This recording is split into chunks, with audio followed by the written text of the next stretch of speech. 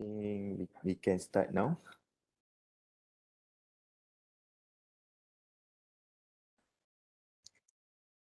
Okay.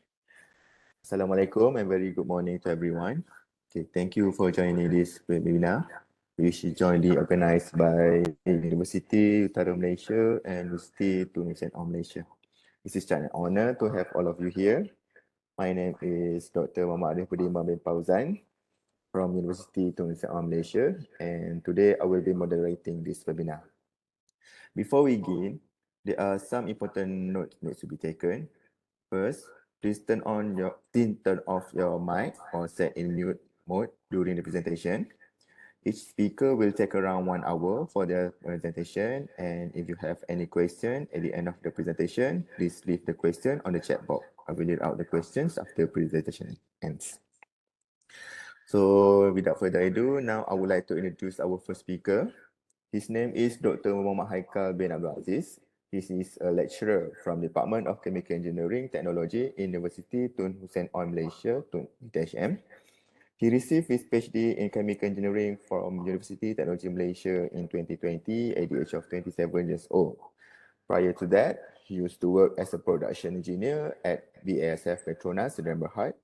He also graduated with first class during his undergraduate study in chemical engineering from University Technology Malaysia, which allowing him to endorse his PhD via fast track in the same university. His first Q1 Index Journal article was published in 2019, and since then, he has published 20 index articles as both first and co-author with H-index of 10. So without further ado, I would like to call Dr. Haikal to the floor to begin his presentation entitled Manuscript Preparation. Hello, Assalamualaikum semua. Very good morning. Please bear with me for a few seconds. I would like to share my slide. Can you hear my voice? Yes, Doctor, you may begin.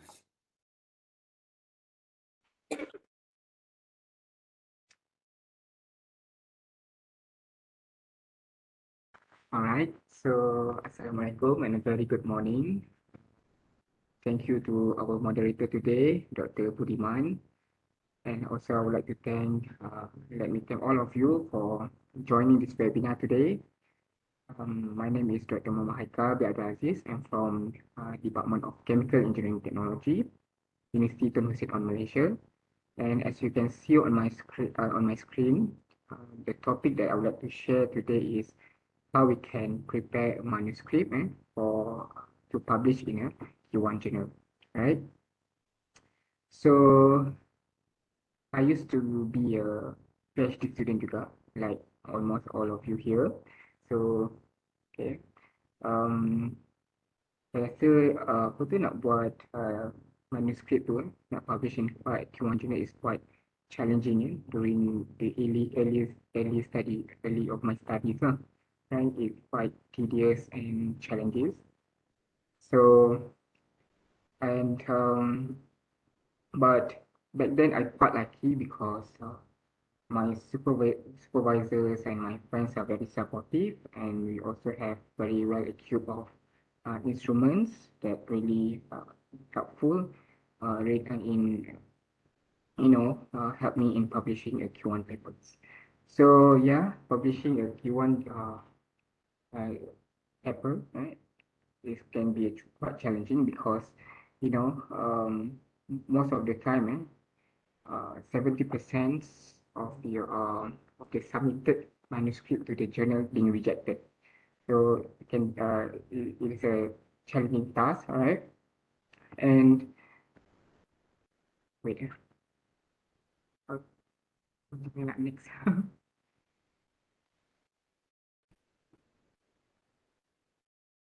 Please bear with me for a few seconds.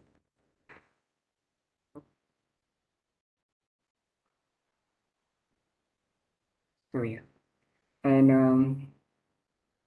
so yang the rest of the manuscript yang got lepas daripada pihak editor, so they will go for peer review.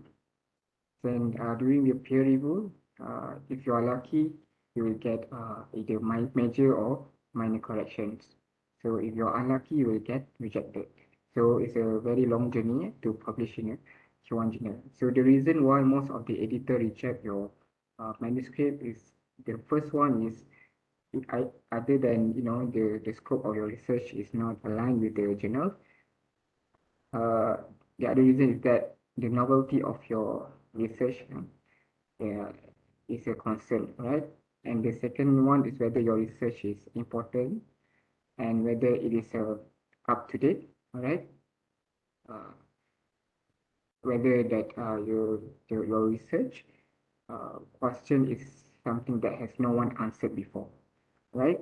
So if your research, right, if your manuscript is not really novel and it's outdated work and it's something that you duplicate previous work, so the probability of your paper being rejected is very high, right?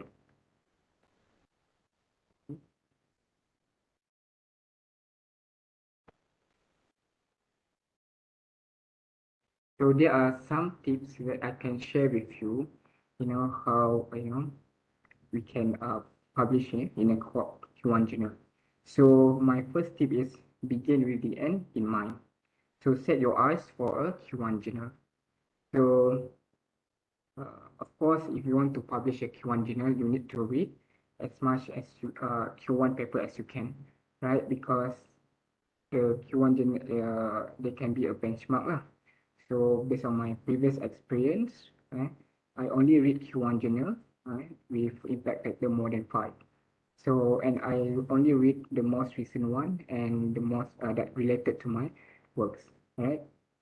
And I also recommend to my student that you only allow to read Q1 journals and that have impact factor more than 5. So because I want my student really get used how the the quality of a Q1 paper, how it's been write, the how the data been visualized. So it's very important if you get used with the quality of a Q1 paper. So that's why I really recommend my student only to read Q1 paper and impact factor more than 5. So please select one or two Q1 papers and that you print one or two Q1 paper that really related to your work and try to set that paper as a benchmark, right? And my third tips is research collaboration. So research collaboration is very important, especially if you want to increase the credibility of your paper. So I really like collaborate with professors from other countries, especially from English-speaking countries. Like previously, I have collaborated with few professors from Canada and Japan. Not only they help me to improve my quality, the quality of my research, they also help me in improving the language. So actually, I got a free profit lah. So because my the professors from the English speaking country to fit my paper without payments because they are part of the manuscripts. So basically, research collaboration is also very important to improve the credibility of your channel, right? And of course, the fourth tips that I can show you is start with an outline.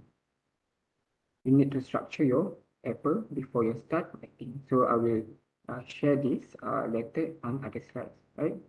And the last tip that I can share with you is write first, edit later. So whatever comes to your mind, just write it and then be so critical about it, and you can edit it later. Keep edit.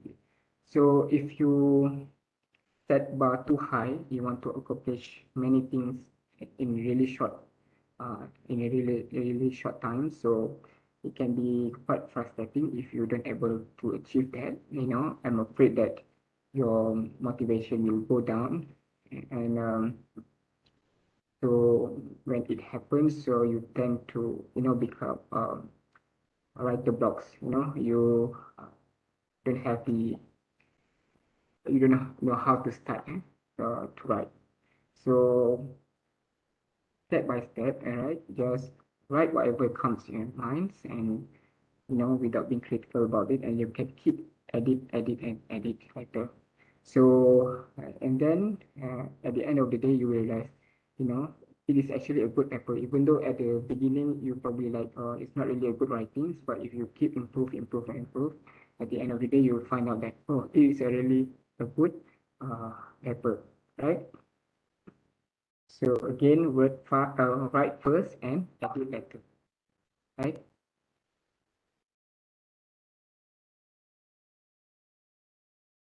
So what make a research paper effective? So before I can answer to that question, we really need to understand the structure of a research paper. So normally there are two important components in a research papers. The first one is research question, and the second one is how we answer to that question. So research question is like, for example, the research question is my method works? Is this theory really works? That is a short example. For a long example, like, is my helical theory to helical structure really helpful in trapping air at the interface of my membrane to achieve antifouling properties. So that is the example of how we research question. So in every research papers, there is research question. So that is what research is like. We answering the question. So if we write good research questions, meaning that uh, we the papers that we make can be really interesting, right? So we need to come up with such question that something that no one has answered before. So before research question, normally we explain why we need to ask this question, right? Why this research question is very important, right? And normally um, uh, we ask this question because there are some gaps in the research that no one has filled in before. And then after research question, we explain how we answer to that question, how we want to um, uh, answer to that question, lah, right? Uh, how we can, give some, maybe methods or procedures that we can, answer to that research question. So and after that, we explain what we get.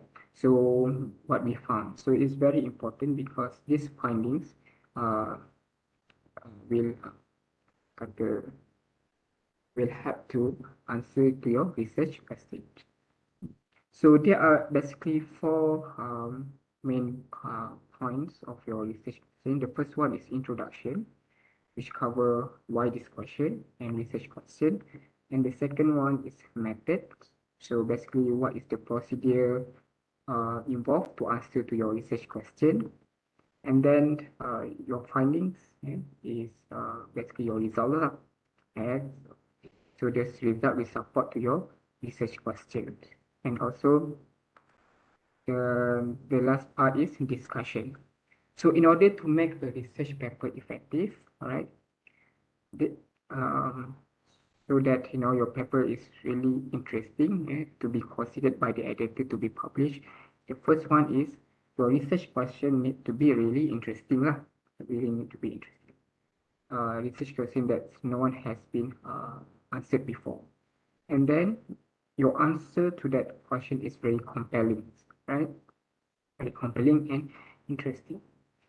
So if your writing style, if you the way you answer is not really interesting and not really compelling, so can be very challenging to be published in a Q1 paper. So these are my two tips how we can publish and put a paper in a Q1 journal. The first one, your research question must be really interesting, and the second one, your answer to that question must be very compelling. So we will cover that later on our slide, right?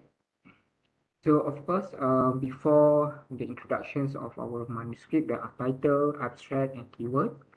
And after discussion, we have conclusion, acknowledgements, reference, and supporting materials. Right? So, inshallah, if you have interesting question, research question, you have compelling answers, maybe you will have high chance to be considered by the editor for your paper to be published. Right? So now we go for the title, authorship, and appellation. So normally the title, authorship, and appellation at, at the first page of your manuscript.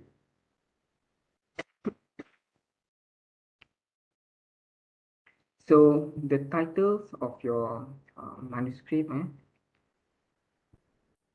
must be able to attract readers' attention, and we will make sure that the words are not too much. Alright, the rule of thumb is most of the time it must be less than 15 words, and then these fewest possible words must be adequately describe the contents of your manuscripts. So, and also please avoid the technical jargon in your titles, right?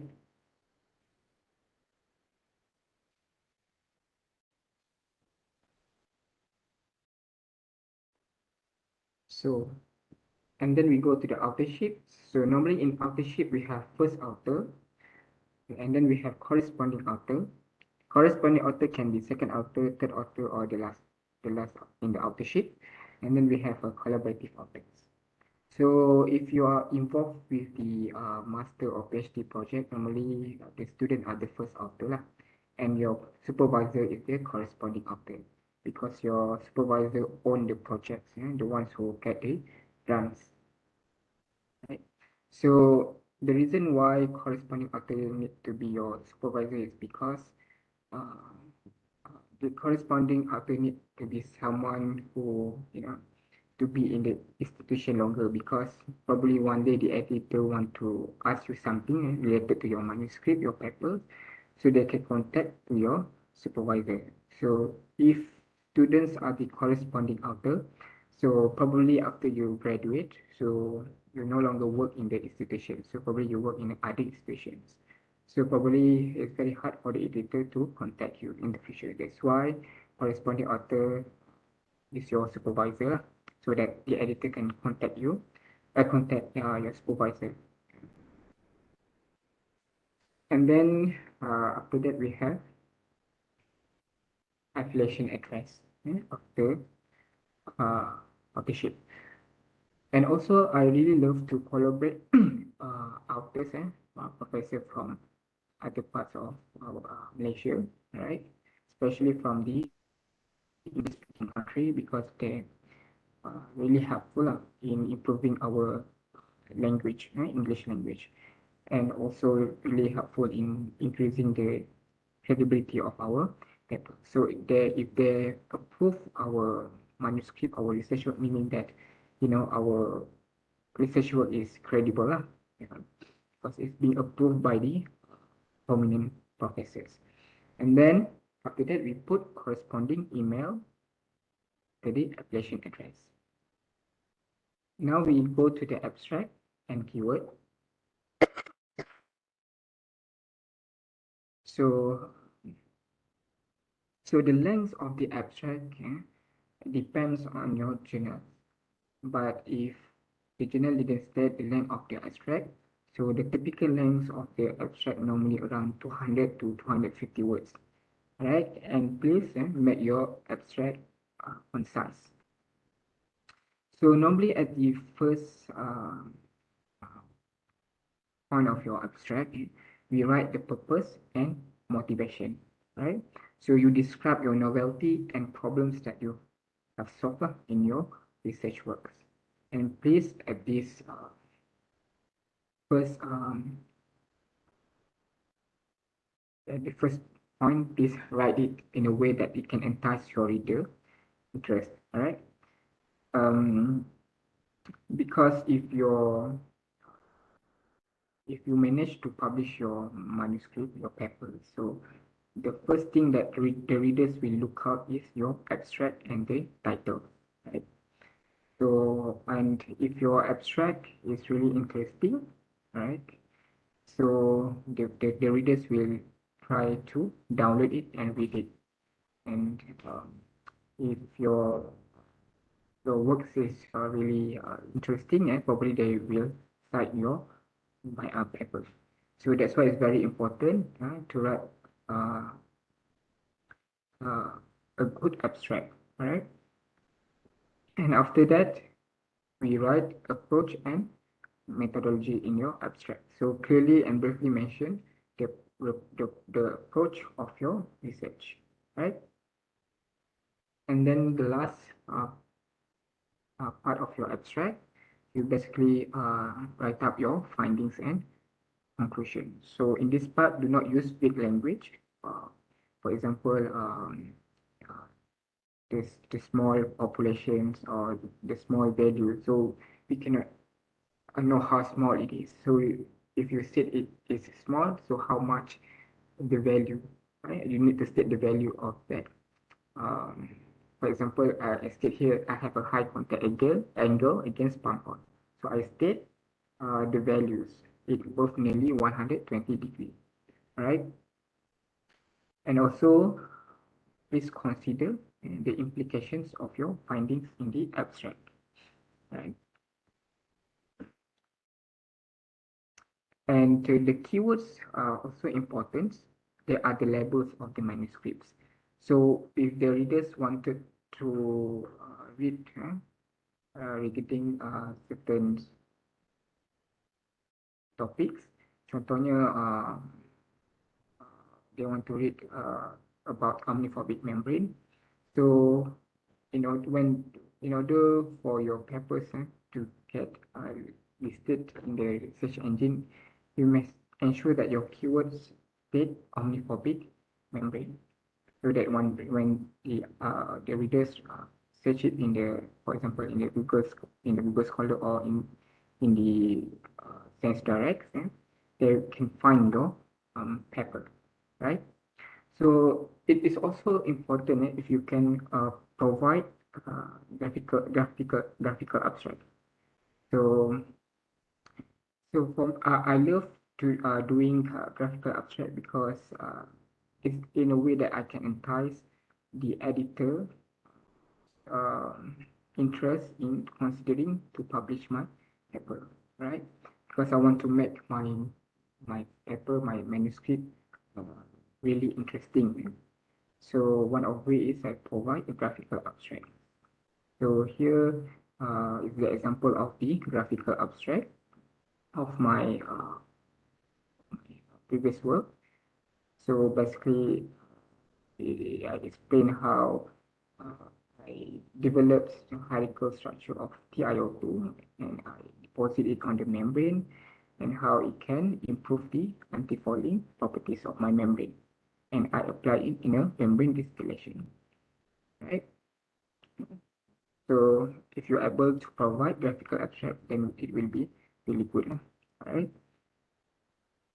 So for the next, we'll go for the tips for introduction. So normally we use past tense and normally we write it in a short sentences. If your sentence is too long, if you can split it into two sentences or three sentences, please do so.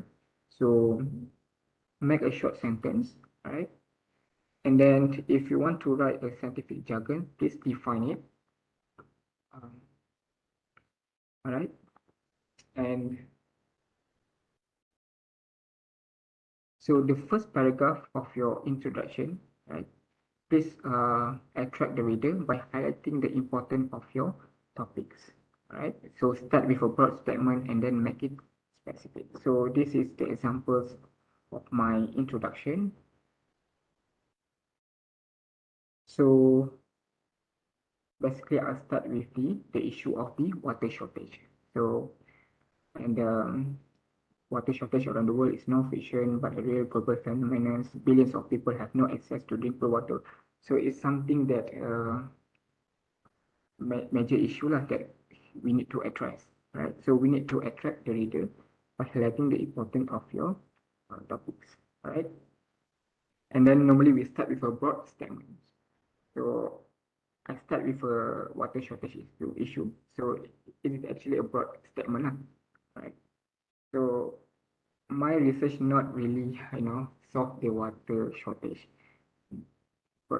but only how to say it. So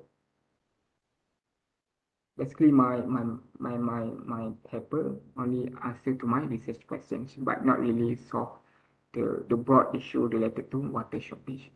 So, but you can write broad issue in your introductions, but only probably around one paragraph.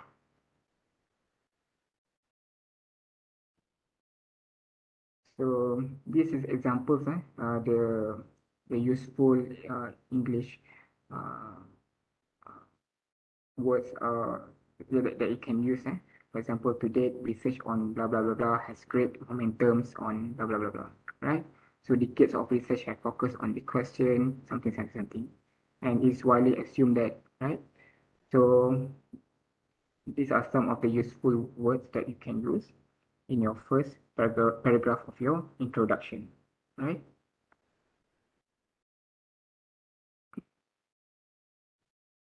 And then the middle paragraphs of your introductions, so you write something what is known, right? So provide an overview of existing scientific research that is relevant to your works, right? So you write up your summary, the, the works that has been done previously in the literature. So for example here, Haikal et al. Were one of first who found evidence that several studies have shown that blah blah blah. While some studies suggested that something reference and other studies pointed in the opposite direction, blah blah blah. And then you put some reference. There are three common methods, the first one, the second one, and the third one. So basically in the middle paragraph of your introduction, you provide an overview of existing scientific research that has been published in the literature and make sure that it is relevant to your works, right?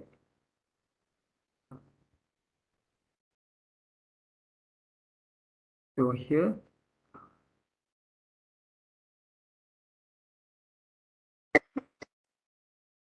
the examples of my middle paragraph. So I write that the omniphobic surface has been applied in many fields, such as membrane dispersion, membrane protectors, and and he has been widely applied on polymeric, metal, and textile. So, right. And also I mentioned about my previous research works that have been published. For example, here our previous research introduced flower-like structures on the surface of a ceramic hollow fiber membrane, right, followed by fluorination, which revealed the formation of a shiny accretion trap on the surface when immersed in water, right? So, right, so I can further improve my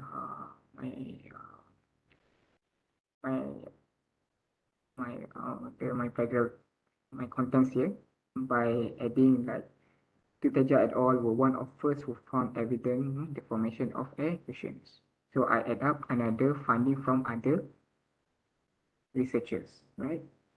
So the particle roughness from the texture increased the value of the energy barrier, which in turn led to an improvement of the anti-wetting and anti-fouling properties of the composite surface. So I can further support this statement by providing another statement like this behavior was also observed by other author, right? So right. So this is example how you write your middle paragraph, right? So this summary of the literature value is very important because it will help you to find the research gap, right? So which question remains open, right?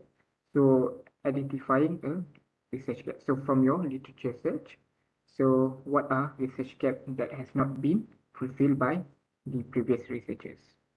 So the examples of the useful words that you can use overall, it has remained unclear whether blah blah blah. Right?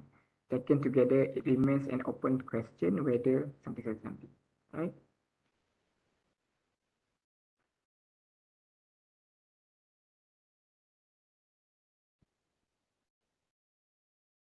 So I can further improve my middle paragraph here by adding, as yet, there is no theoretical study that consider hierarchical structure in the formations of the air plastron in preventing falling during membrane distillation uh, operations, right?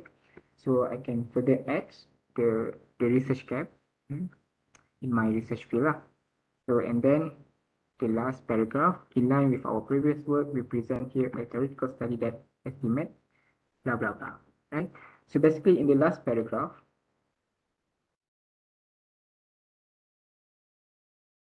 so you state your research question, right?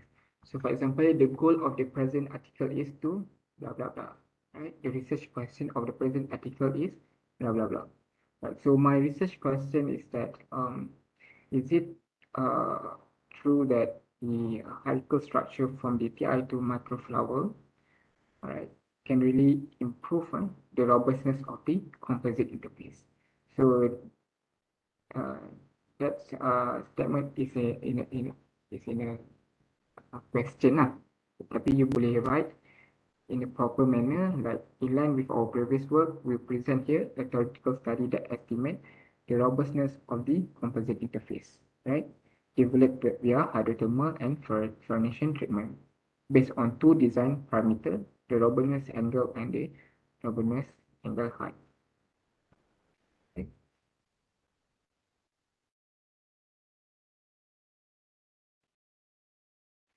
And then after that, in your last paragraph of your introduction, so you can also state your hypothesis or predictions. For example, we hypothesize that we predict that two hypotheses are conceivable. Our primary hypothesis is that. So, for example, here I can add my prediction, like we hypothesis that besides that the hierarchical structure from TI2 microflower can improve the robustness of the composite, right? So, and then the last part of your last paragraph, you can give a rough outline of your research, right? So to test this hypothesis, we blah, blah, blah, right? To answer this question, we blah, blah, blah. And then for this purpose, we conducted three studies, the first one, the second one, and the third. So for example, here, the design parameters were previously explained in detail in the existing lecture. We further explain in detail the morphology and chemistry of such coating on a surface. We also evaluate the gaseous stability of the coating using not only water but also low surface tension liquids. Alright, and anti-fouling cell cleaning and gas leak properties were also evaluated. So you give a rough outline of your research.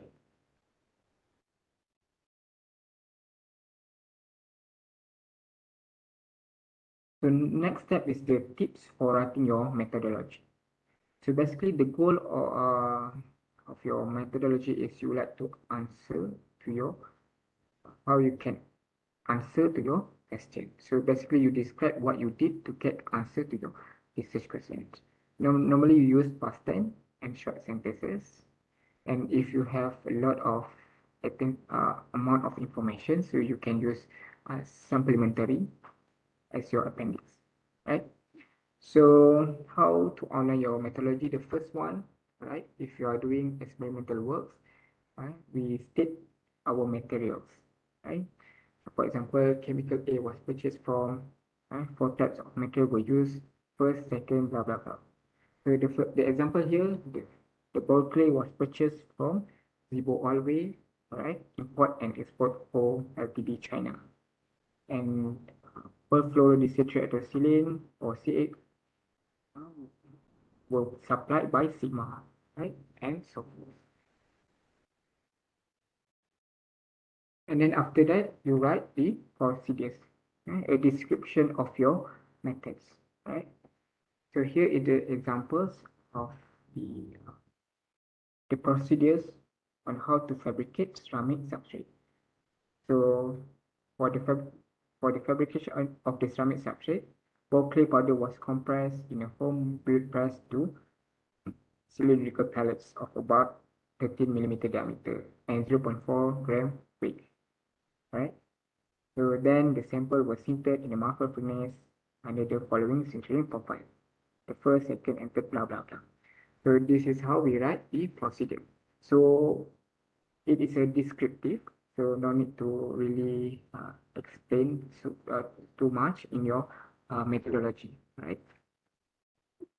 So basically, methodology is the most easiest part lah, because it is more descriptive, right?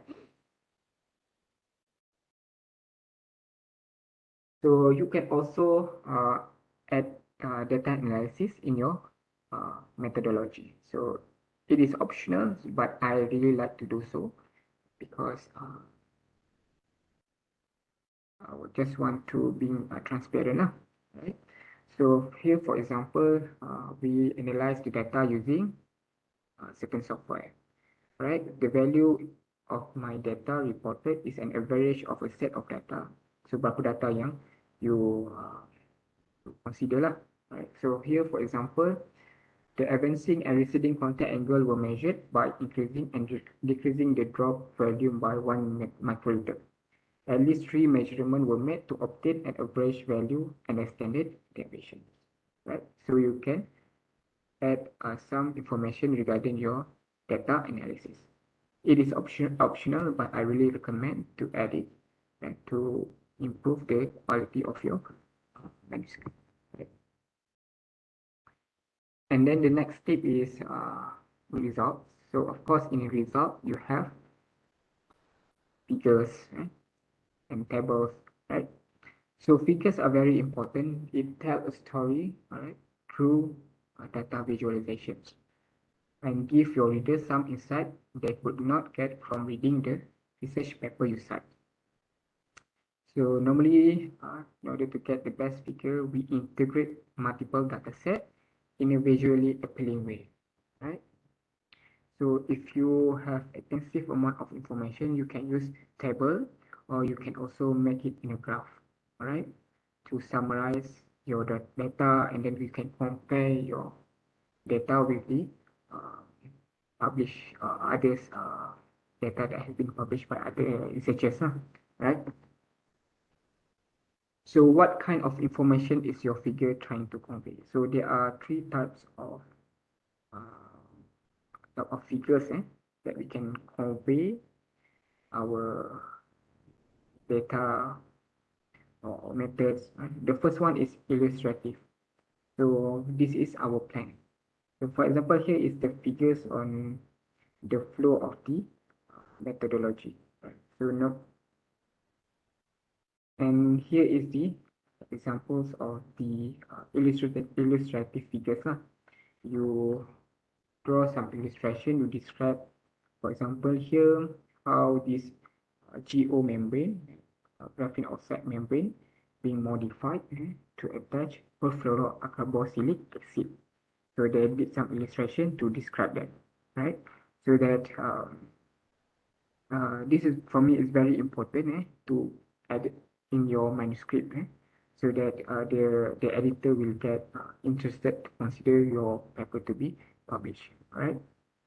Because journal is a business oriented. They want to consider manuscript that really interesting, that readers can consider to download it and read it and cite it. So if your manuscript is boring, there's no illustrations, so just words, so the probability to be rejected by the editor is very high, right? So one way to make your manuscript very interesting is provide illustrative figures, right? You can, describe your your methods, your data in a more appealing way, right? And another types of figure is characterization, right? This is what we make, right? So this is the example of the figure that I show the morphology of my sample, right?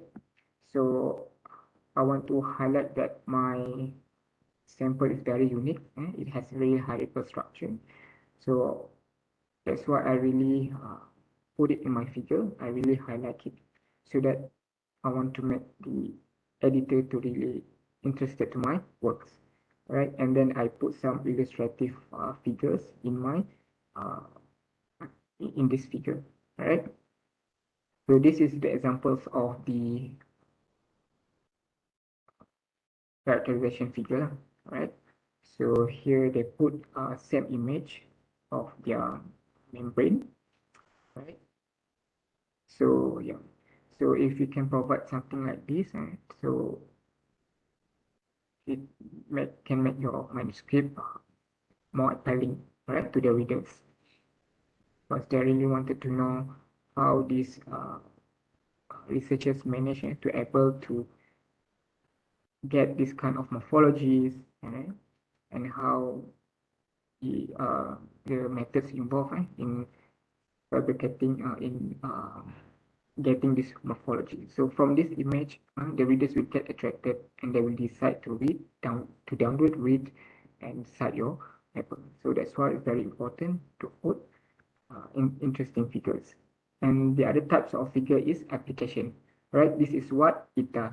So basically we uh, put the performance of our samples. So you can also put multiple figures in one, multiple graph in one figures, right? So kalau you ada banyak graph, then and you tak combine in one figure, so orang kata you punya paper, you punya manuscript tu macam terlalu banyak lah. So you ada macam figure 1, figure 2, figure 3, figure 4 sampai mungkin figure 20. So it's not a right way to do lah, to do so. If you have too much of figure, too much of graph, please combine it in few figures and to make it more interesting, right? And in one figure, maybe each of the graph is relatable to each other, right? So when the reader look at the figures, they get easier to understand, right? So here the authors put the performance of their membrane in terms of the normalized flux, and it compares with the other samples, all right? And the author also put a graph that compares their performance with other performance that has been published in the other journals. So this can be very interesting if you can put it in your manuscript. All right. So basically, you tell the readers that your result, your membrane here, your sample here, is comparable. In fact, better than the rest of the sample or membranes that have been published, reported in the other literature. So if you can do something like this, you can really entice the editor to consider, this is an interesting work, and why not we publish this manuscript, right? So for the tips, writing tips for the result, for the first paragraph, right? If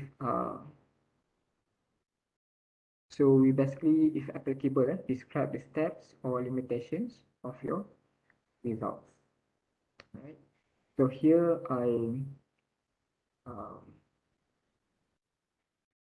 so before before so basically in the first point of my paragraph, I write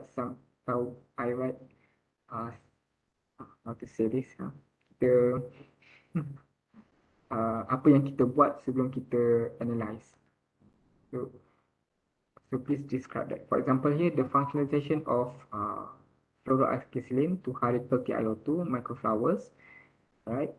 Reduce its surface energy. And the roughness provided by the TiO2 microflower is vital to reducing the contact angle between the liquid and solid at the interface. So, and also I add the limitations of my result. So since the bonds of inorganic material are close and overlap, it is difficult to distinguish them. So especially on C8 TiO2 CRM samples. So to address this issue, so I use FTI analysis on CaTiO2 microflowers and ceramic substrate that perform independently.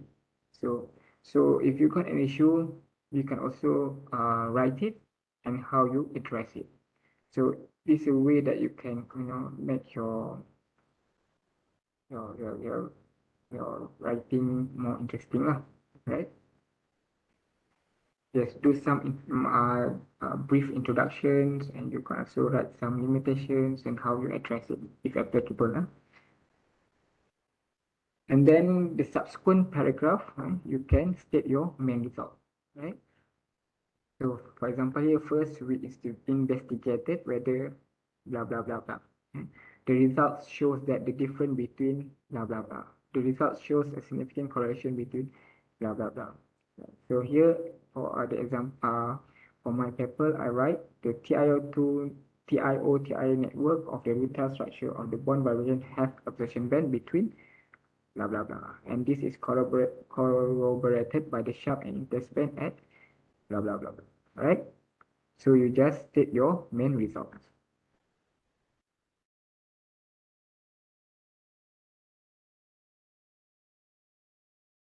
So again, if we can recall back, so what makes your research paper effective? The first one, you need to have an interesting introduction, and you have a compelling discussions. So in order to get a compelling discussion, you need to show to your readers that you have a convincing and valuable answer to your question. So basically in your discussion, first you put some introduction to remind your research questions. Just provide a brief overview, right? And then you try to convince your discussion. And the way you can convince is you can first put some interpretations. So what your result means?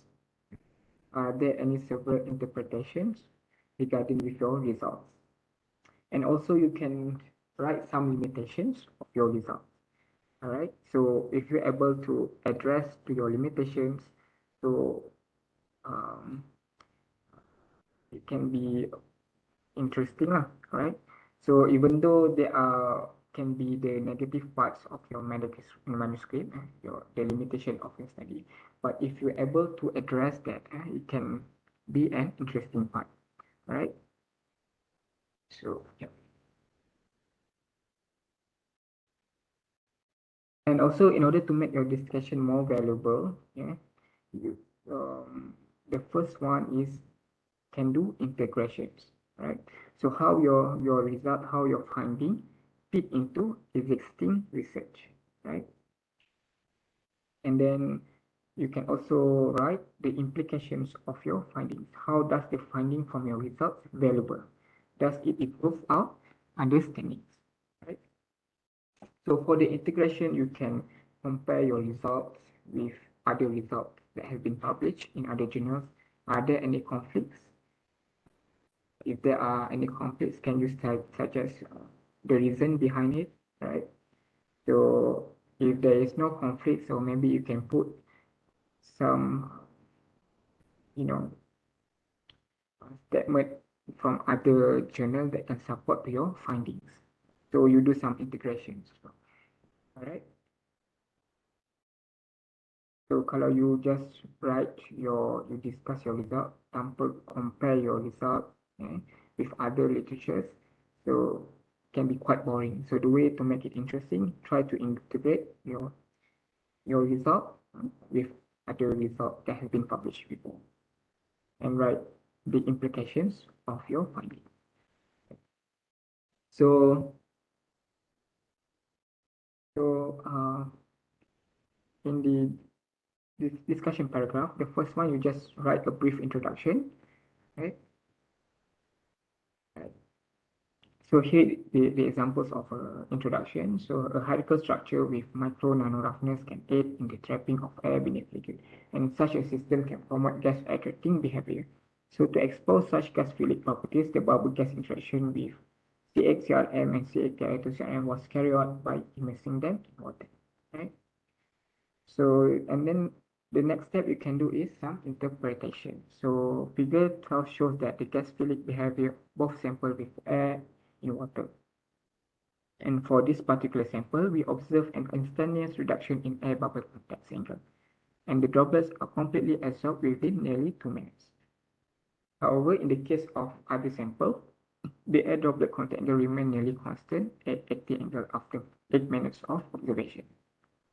And then you can also do some integration, alright? So this phenomenon was also observed by Khan et al. Right? They demonstrated gas philic surface by bubbling CO2 gas on their textile silicon surface. And the gas quickly spread into a shade of plastron, but a substrate with no plastron bounce off the bubble. Right? So you can also add some limitations of your findings. So since the trapped air between the solid and liquid surface area are independent, thereby the surface area of this particular sample was further evaluate via BET analysis. Right? So figure 1 shows that BET surface area of TD blah blah blah blah. So you get the limitation and you address that limitations. And you can also write the implications. It implies that the composite ceramic surface with helical microneedle pattern structures had approximately 17 times the surface area of the control samples, allowing for more area for gas trapping. So this modified sample exhibit not only omniphobicity in air but also gas philicity in water, indicating that this omniphobic coating has a wide range of potential application in many ceramic fields for gas absorptions. So again, these are the tips to write for the discussion. The first one, you need to write a brief introduction and then try to interpret your results and then try to integrate it with other journals, the other results that have been published before. And then if you have the limitation, try to address your limitation and please provide the implication of your result. So if you've got good interpretation and limitation, you can make your discussion more convincing. And if you do some, integrations, compare your result and if you have your result have implications, so you make your manuscript more valuable. So these are the summary of key learning points. How to make an effective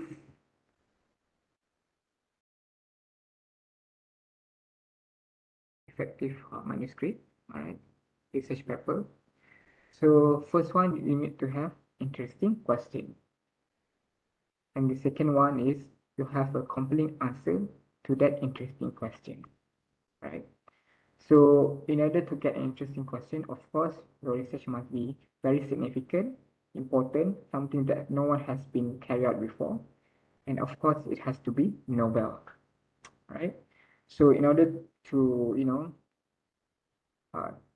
the way that you can highlight the importance of your topics, you can write what is known, and you did some summary on the literature in literature.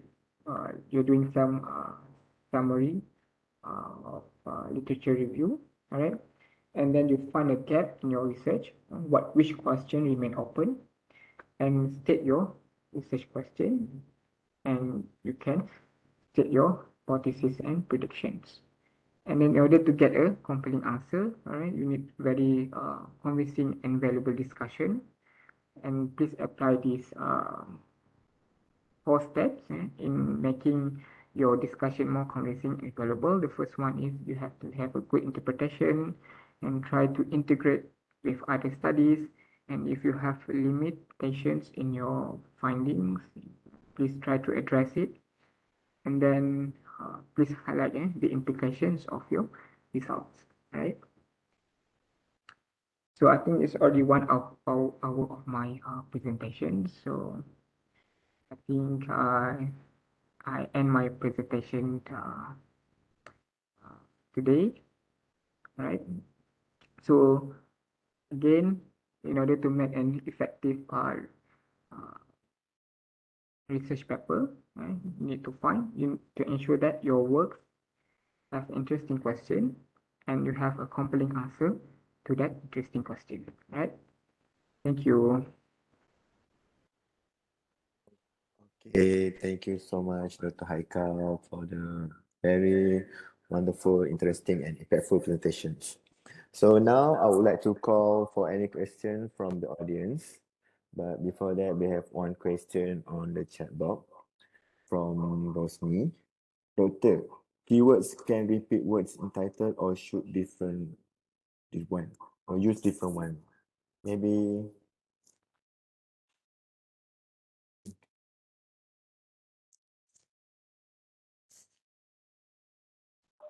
All right. Thank you to that question from Rosni. So he asked whether keywords can be repeated uh, in title or should use different ones. So um, based on my experience, um, most of the keywords come from my titles, but not all. So probably we have 4 or 5 keywords. So that 3 or 4 keywords uh, ada dekat my saya punya titles, right? So yeah, is that answer to your question? So it's really good to put keyword that relate to your titles, so that when the readers search your that keywords, so your manuscript, your paper pop up in the list, right? okay. So thank you for the answer. Is there any other question?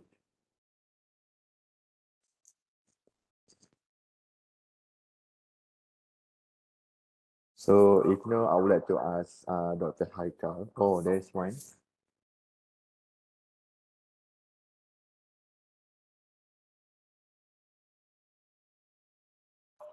Yes, I can share the slide with you.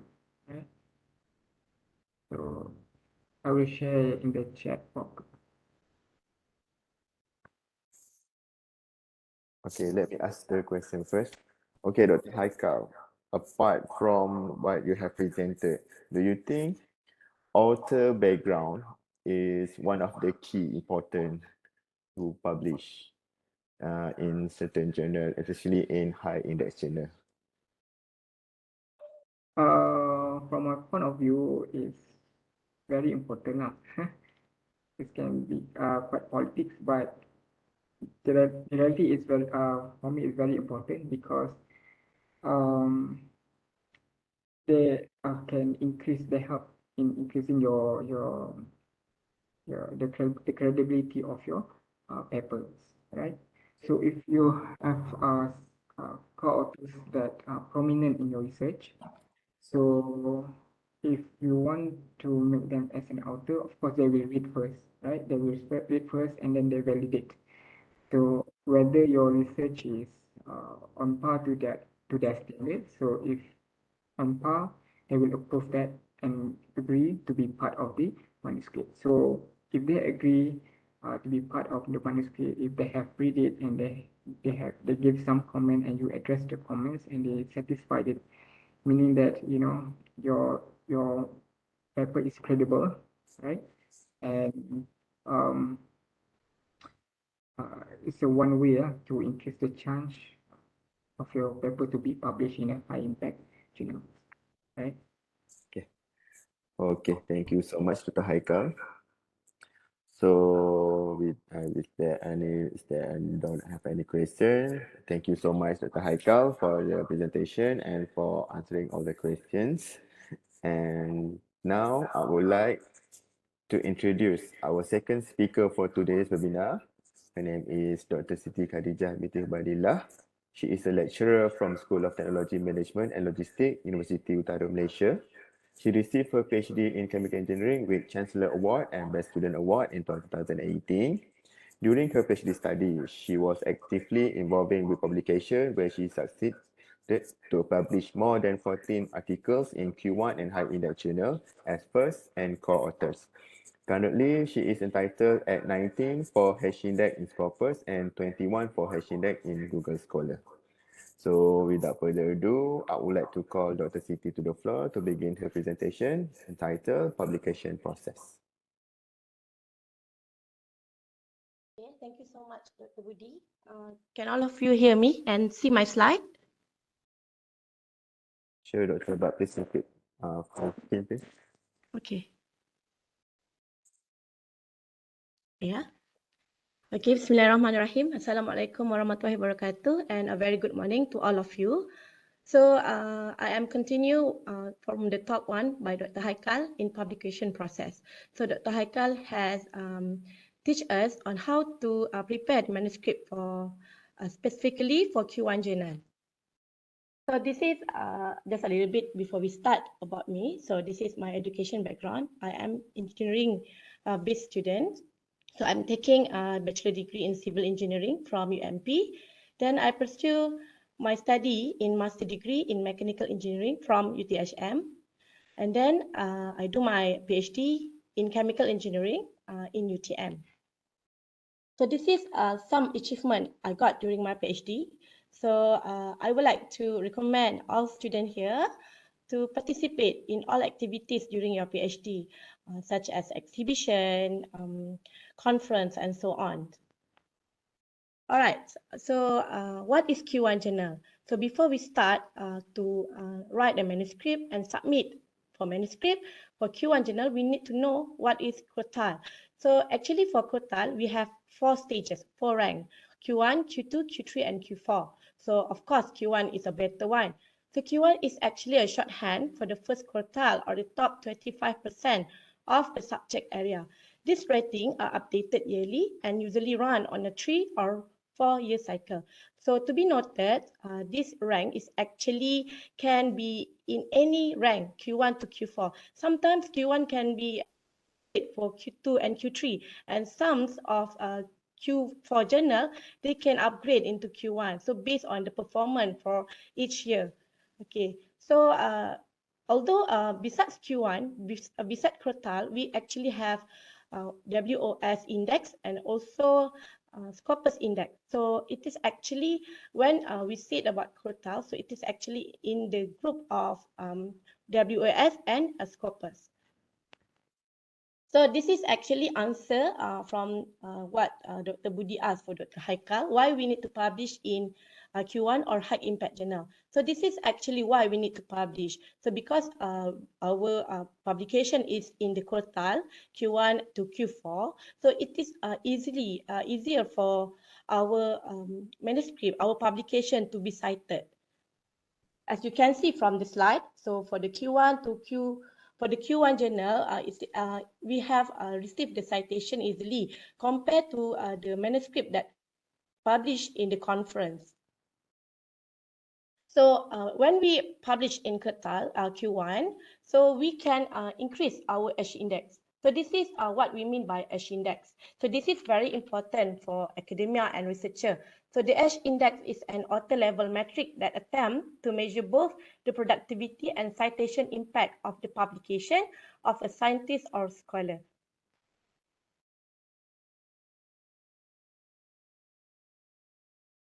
Okay, now we go to the submission process.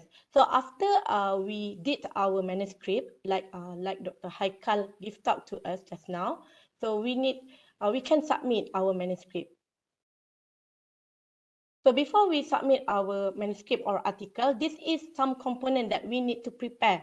So of course we have a manuscript. Okay, so what Dr. Haikal have given us a talk just now, we need to have our introduction, our methodology. We need to write our methodology in detail, and then we need to, of course, write carefully in our result and discussion, and of course the conclusion and recommendation. So some tips that I also would like to give for you in writing your manuscript. So you need to writing carefully your abstracts, because normally when you submit to the journal publication, so reviewer will see your abstract first. So that's why Dr. Haikal share with you abstract, graphical abstract is a very good actually. So when you have graphical abstract, so normally reviewer or panel will see the graphical abstract and they understand what your research about. So that help you to publish. So then you also need to prepare a cover letter. So this is very important too. So write a cover letter and then need to put highlight. So for highlight, it's not for all journals. Some journals, they require highlight in the submission process. And some journals did not need highlight. And then title page. Title page also like highlight. Some journals, they need to separate the title page from the manuscript. They doesn't want any names, any affiliation in the manuscript. So this is probably because of the policy. And then declaration of interest statement. So normally some journals, they have what we call form for declaration of interest statement. So you can go to the guide for author in the website for the journal, and then you'll find the form for declaration of interest statement, and then you may fill in the form. And then for figures and tables, some journals, they doesn't require to separate the figures and table document from manuscript, but some journals, they require to separate the figures and table. So it depends for the journal that you choose. So this is journal selection tools. So when you have your manuscript, so of course you would like to the journal, your manuscript to the journal that you would like to select. So this is some tools that can help you to select your journal. So normally I use Elsevier Journal Finder. So in this slide, in this talk, I will show you how to use the Elsevier Journal Finder. So before journal finder, then this is journal validator tools. So this is actually some tool, some website that can help you to find the journal, whether it is in Q1, Q2, Q3, or Q4, or maybe not in quartile. So normally for ISI, Web of Science, and Master Journalists, Scopus, the university need to purchase that. So it's not free. Okay, normally we will not use our Web of Science if the university not purchase. So we have free one, which is Skimago and Google Scholar. So this is journal validity tool for Skimago. So I would like to show you how journal rank from Skimago. Hello, welcome back to another episode of Learn with SciTech. If you want to select a journal for publication, you should always check its quality. Today, we'll look at how to check it using the SJR ranking. So let's get started. First, open the SCImago JR website. Then, look for your target journal, suppose carbohydrate polymers, and open it. Here, you will find subject areas and categories for this journal. Now scroll down. Here, you will see year-by-year quartiles for various subject categories. In the previous year 2020, carbohydrate polymers has a Q1 quartile, which means it is among the top 25% of journals. You can even see the SJR score for each year and the number of citations per document. Let's take a look at the quartiles of another journal, IJTPS. This is a Q3 and Q4 journal for pharmaceutical science and pharmacology, respectively, for the year 2019. For the year 2020, however, no SJR score or quartile ratings are provided. You should never consider publishing in such a journal. Now let's try searching the journal for target subject area and category. To do so, go to the Journal Rankings link. Select your subject area and category from the drop-down menus, as shown.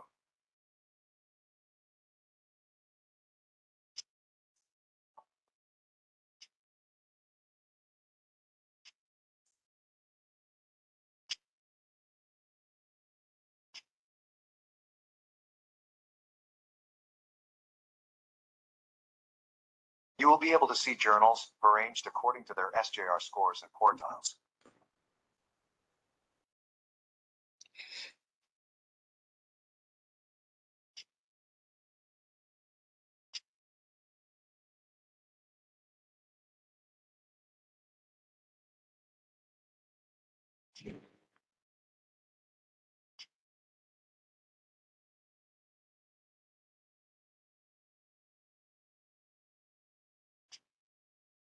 Remember, Always aim for Q1 or Q2 journals for publication.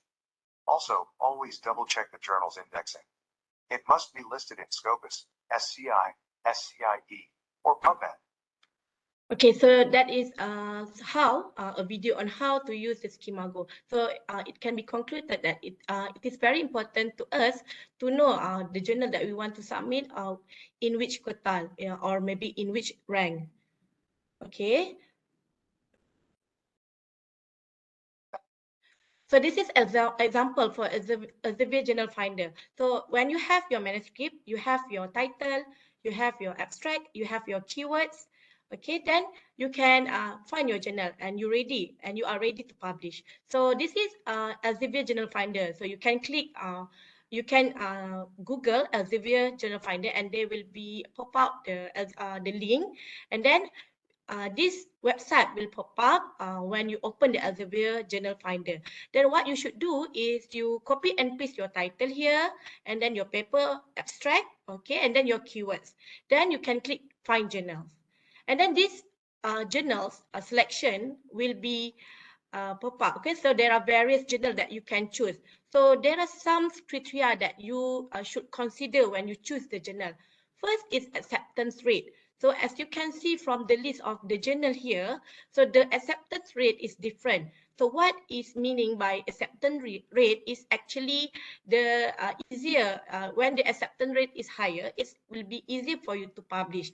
So for example, like Chinese Journal of Chemical Engineering have 19%. And then the Method X have 51% acceptance rate. So of course, the Method X journal is more easier to be published, to be accepted compared to the Chinese Journal of Chemical Engineering. However, you need also to consider the time for first decision and time to publication.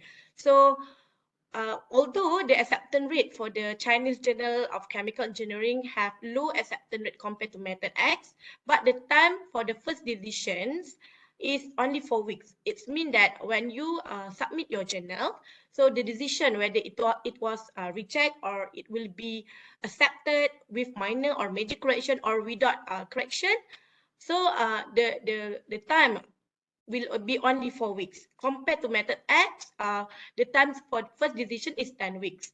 However, for the time to publication, the Chinese Chemical Engineering show it was longer, 42 weeks.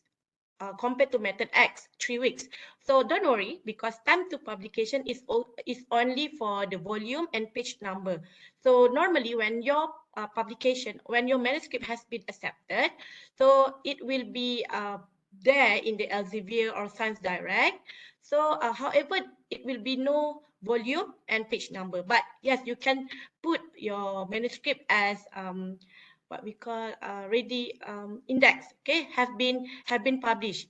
Okay, so this is how you can select your journal after you have your manuscript.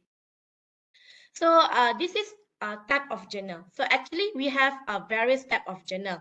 We have original paper, which is we also call as full paper or article paper, and then we also have short communication, review paper, and later to 1-2 pages paper. So normally for later is actually by invited only. So normally when actually and commonly the letter will be received by a professor that expert in some field, so they will be invited to write a letter on in the journal. So for original, short com and review paper, normally students and staff and normal lecturer can publish. So this is how to have a set of complete paper. So you can have a review paper, and then you can have your short communication, and after that you can have various number of full paper or articles. So normally when you prepare your manuscript, you will do a literature review. Normally for students that prepare a thesis, you will have chapter 2. So try to do your chapter 2, and then you can convert your chapter 2 into review paper. So in that case, you can you can what we say, you can secure your research by writing the review paper, because in conclusion, normally you will do a recommendation that related to your research study. Then to secure your research, you can do short communication. So normally short communication only take 3 to 4 pages only. So if you have 3 to 4 results, so actually you can do a short communication. And after that, after you publish the short communication, of course, you will do a full research. You will do a full research on the specific study. So you can produce at least 2 to 3 research articles from your study. So after that, you can publish in research article. So this is some example of my research that I published. So I start with a review paper. This is during my PhD. I do a chapter 2, and then I convert my chapter 2 into review article. Then I got my gaps for study, okay, which is the novelty of my study. Then I would like to secure my research. I publish in short communication paper, and after that I do a complete research, and then I publish in the full article paper. Okay, this is how to prepare cover letter. So it is very important to have cover letter when you want to publish in Q1 journal.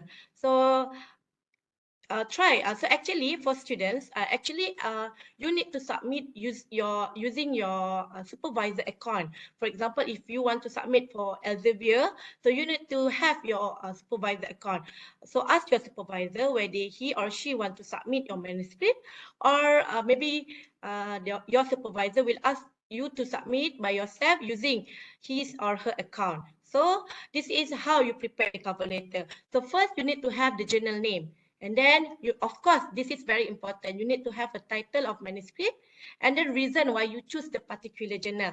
So this will be related to your research. And then, of course, you need to have the content, introduction, method, result, and conclusion. So some tips, normally when I prepare my cover letter, so I will just copy and paste from my abstract and modify a little bit. Okay, then of course, this is also very important. You need to have the statement of novelty. You need to tell what is the novelty of your research, and you need to tell that you are not publish your research anywhere. Okay, then this is some just some recommendation. If you want, you can put some potential review in the cover letter. And then of course, sign of corresponding author. So for students, you need to ask your supervisor to sign the cover letter for you. So this is preparing a list of reviews. So when you want to submit for the Q1 journal or any journal, you need to have a list of reviewer.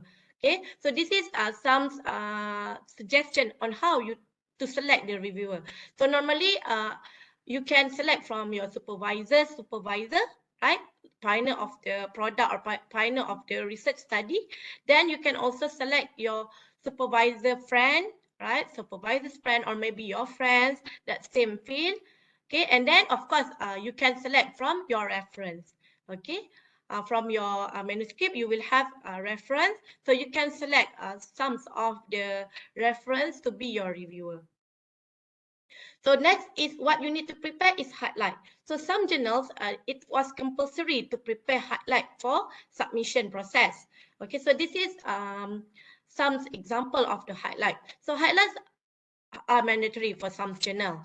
So they consist of a short collection of bullet points that convey the core findings of the article and should be submitted in a separate editable file in the online submission system. Okay, you need to prepare a document on the highlight with a bullet point of highlight. Then please use highlight in the file name and include 3 to 5 bullet points. Okay, so when you prepare the highlights, so one bullet for the highlights is normally maximum character is 85 character or maybe 70 character. So depends on the journal. So now we go to the step to submit your article. So I would like to show, I'm going to show you how to submit your articles in the Elsevier, because I'm quite familiar with Elsevier. But what I know is actually it's quite same for all publisher, whether Springer, whether Taylor and Franchise, they quite similar. Just click your submit your paper. Go to when you open the journal finder, then you know what to choose, the journal that you want to choose. Then you open your the website for your journal, then you click submit your paper, and then this will be pop out. Then you need to put your username and password. For student, you need to put your supervisor username and password. Ask them the username and password. Normally they will give you because it's not so secret. Yeah. Okay. Then this will be open when you have login. So you will need to be in the new submission. Okay. When you submit your journal, the first thing is you submit new manuscript. You click the submit new manuscript. Okay, then after the submission have been go to the reviewer, then it will go to the revision if they are ready to revise. Okay, if not, you will be go to the submit new submission send back to author. Okay, so depends on whether your manuscript receive revision or send back to you because some mistake or maybe a grammar, okay, maybe a technical problem. Okay, and then this is after you submit the article, you choose article tab. So like I show you, there are 3 articles. So just select. If you are submitting your full length article, please select full length article or maybe short com or review articles. Go, and then this is SI is actually special special edition. Yeah. Because normally it will be when you go to conference, there will be special issue, not special edition, yeah, special issue. So normally when you go to conference, they will have a special issue. So if you have your manuscript is for special issue, so you need to select the criteria. And then, of course, you need to fill the full title of the manuscript, copy and paste from your manuscript and paste in the full title box. Okay, then after you have entered your title, you need to enter the authors that you write in your manuscript. If there are 10 authors, so you need to put all the 10 authors. So normally maximum for one manuscript is 10 authors. Yeah, depends on the journal. Okay, then of course your abstract, copy and paste from your manuscript and then put in the abstract. And after abstract, enter the keywords. So normally when you are selecting your keywords, it's actually from your title. So for example, you are doing a fabrication of ceramic membrane for wastewater treatment. So your keyword is ceramic membrane, wastewater treatment, or maybe in the wastewater treatment you do arsenic treatment. So you select the arsenic, you put the arsenic keyword. Or maybe for management and social science, if you do a management and then maybe you do a case study, qualitative or quantitative, you can put the keywords as your in the keywords box. So keywords is actually means you want people to find your article with the keywords. So normally we will put the keywords when you want to find your journal for your research, you will put a keyword, right? So it was the same keyword that you will be put in this box. Okay, then of course you need to additional information.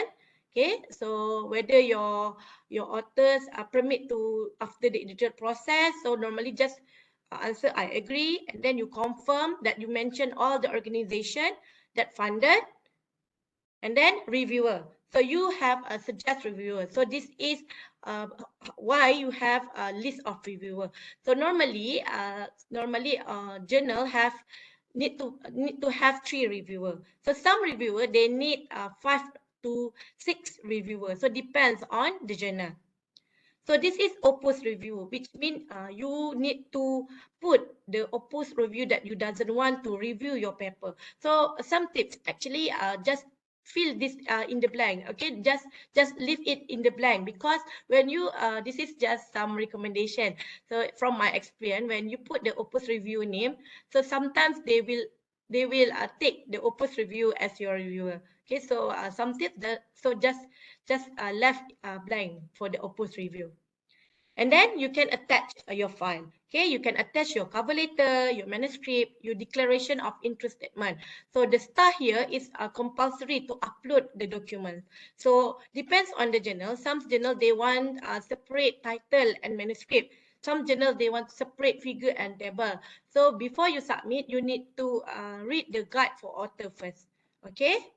So now after you have published, after you have submit your journal, you will click save and submit, right? So now we came into review process when your manuscript have been successfully go to the reviewer. So you will receive a review comment. So this is a review process. So let us see a video on what is peer review. Will be interesting to the journal's.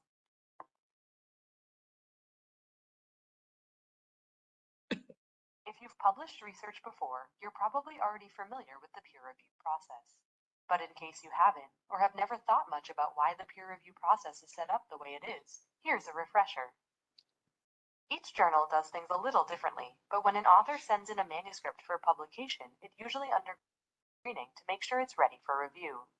Then the editor-in-chief decides whether the paper is a good fit for the journal.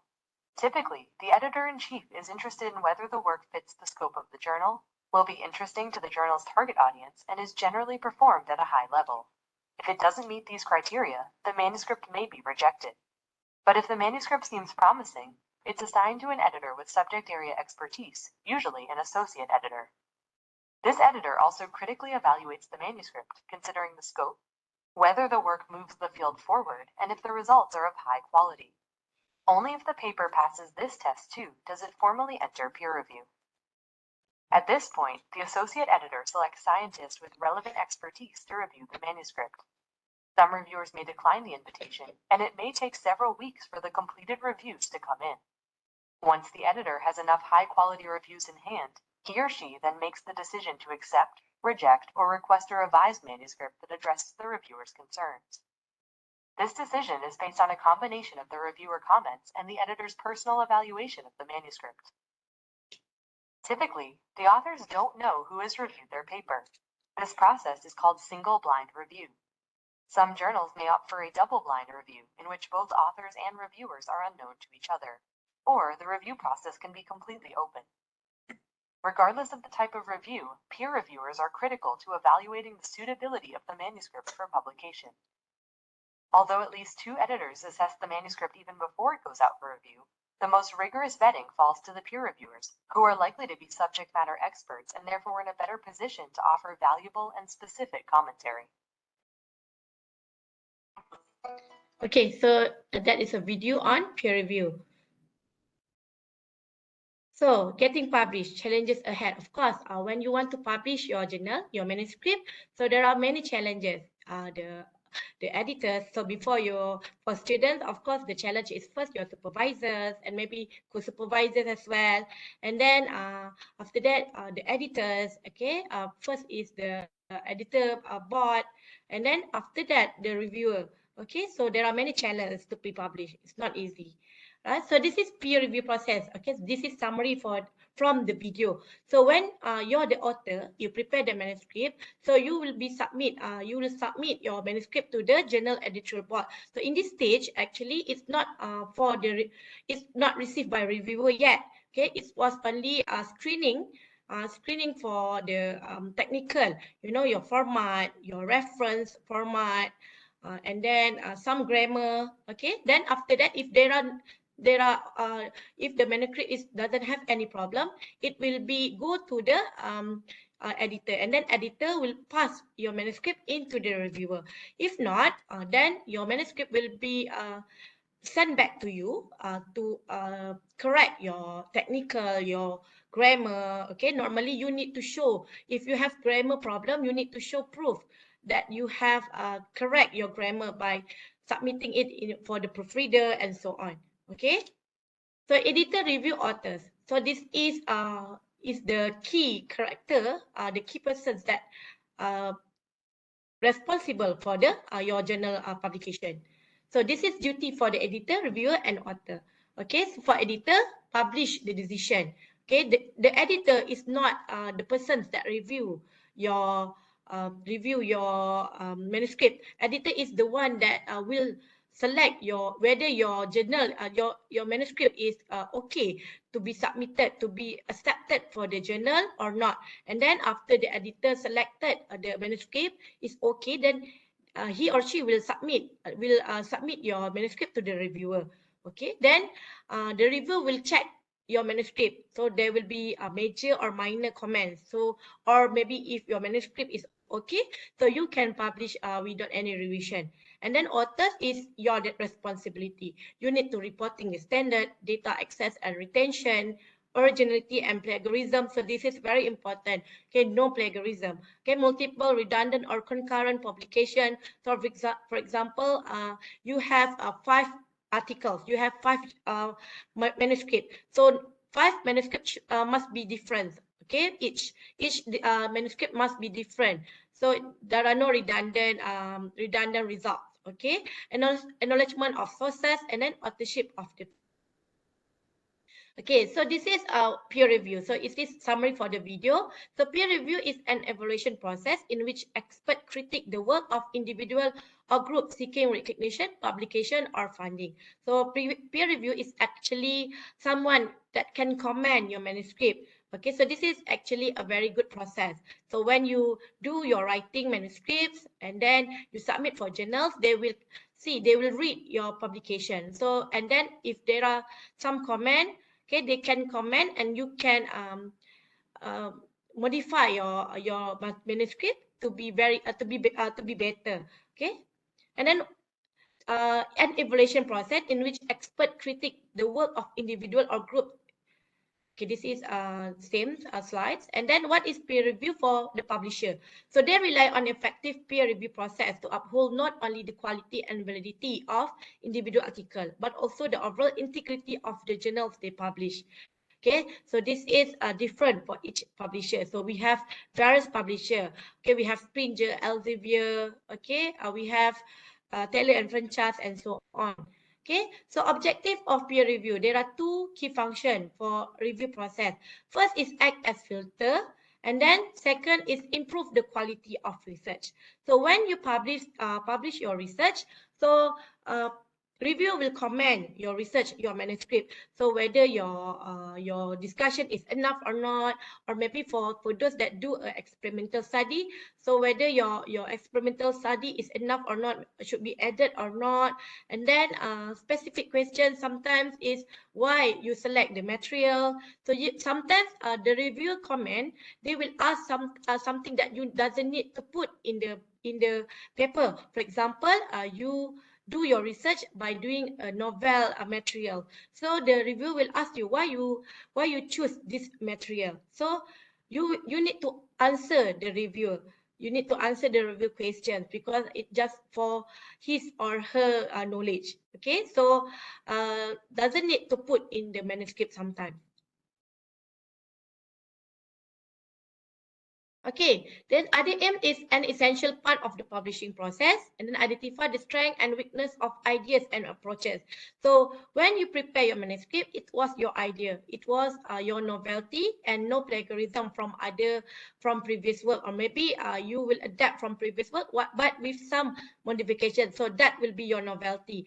So that's why you need a peer review process. So reviewer in the same field will identify whether the manuscript is original, is novel or not. Okay, so this is very important for peer review process. And then validate and confirm a researcher works. Okay, normally when we send our manuscript to the peer review process, so the reviewer will identify that our works is correct in the methodology, for example. Okay, then make recommendation for improvement. Okay, sometimes reviewer will not only give a comment, but they also give recommendation.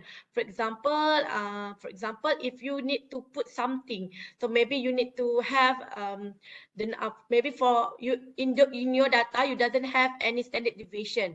So the reviewer will ask you to put the standard data for the graph or pie chart, for example. Then this is some recommendation that will improve your manuscript. Okay, so a brief history of peer review. Did you know that, okay, Albert Einstein, Ernest Mirabilis, so this is Albert Einstein research, was not peer reviewed except by the journal's editor-in-chief and co-editor.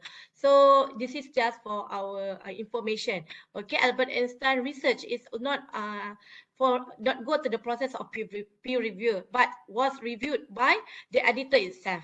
Okay, then Watson's seminar paper on the structure of DNA was rejected by the peer review process.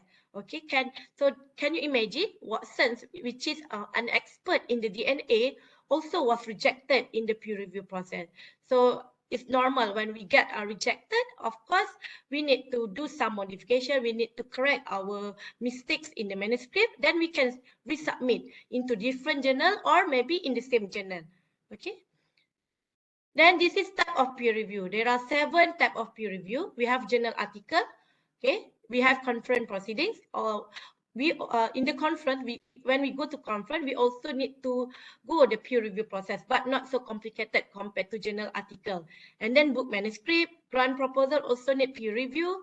Teaching portfolio for lecturer also need a peer review process for teaching portfolio, promotion decision, and program accreditation. So method of peer review. So this is based on the video just now. So there are 2 methods of peer review. First is single blind. And single blind is author do not know the identity of the reviewer. So normally we will adapt a single blind when we submit our manuscript to the Q1 journal. So we doesn't know who is our reviewer. For double blind, both author and reviewer do not know the identity of each other. So for double blind, both of them doesn't know. Okay, so normally when we submit for journal, it was single blind. Okay, normally some journal they can put the name and the affiliation. So some journal they also do the double blind. So that's why they ask to separate the title page and the manuscript. So this is a double blind method of peer review. So peer review is a gatekeeper but not perfect. Okay, peer review is not a perfect process. It's not a perfect. Reviewer is also a person like you. It's not perfect. Okay, but it is one of the best ways of ensuring the quality and originality of a paper. But we also not perfect. Okay, so we doesn't know our mistake until other persons notice it. Okay, so that's why peer review is very important to notice the mistakes in our manuscript before we can publish in the Q1 journal. So peer review process, okay, there are 2 process. First is pre-screening. Is the manuscript within the scope of journal? So this one is actually in the editorial board. So before you submit your manuscript to the journal, you need to know the scope of the journal. Please read the scope of the journal first before you submit into the journal. It will avoid you from being rejected too fast. Okay, when you mistaken submit your journal into the journal that doesn't fit your scope, so it will reject you within a minute. Okay, so please read the scope of journal first. And then identification of reviewer. Normally 2 or 3 reviewer. Some journal will need 5 reviewer or 6 reviewer. Depends on the journal. Perspective, some statistics. Okay, Elsevier published more than 20 journals in the food science area. In 2010, more than 20,000 papers were submitted to this journal. In 2010, 5 papers were published in this journal. So from this statistic, as you can see, 20,000 people, 20,000 researchers submit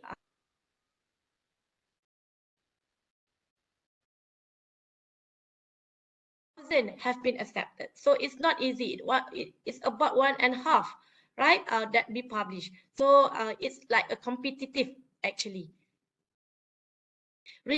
Without review, the whys and how. So some journals, when you submit your manuscript into the journals, you being rejected without peer review. Okay, this is how. Okay, pre-screening ensure that only those manuscripts that they believe to have potential to be published in the journal reach the referee. Okay, normally when you're being rejected, it's normally because of volume, a large volume of submission. So normally they will reject because too many manuscripts that have been received, and the editor thinks there are no significant study in your research to be published in his or her journal. So that's why the editor will just reject your paper. And then lessening of the chance for a manuscript